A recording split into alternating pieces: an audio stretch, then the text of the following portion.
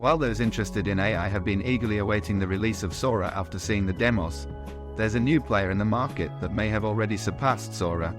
LTX Studio has been generating pretty convincing videos so far, but the newly arrived developments are really impressive. Now we can generate videos up to 12 seconds long from just a single still image.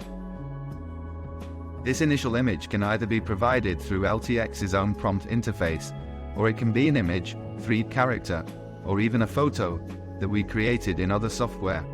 Additionally, if we want to generate a video from a still image, we now get 4 preview options to choose from before requesting the final video generation, based on our selected preview. And if we don't like the previews, we can simply ask for new ones. The capabilities have really expanded, allowing us to create short, high-quality videos from minimal inputs with an intuitive preview system. This could be a game changer for quickly producing engaging video content across many domains.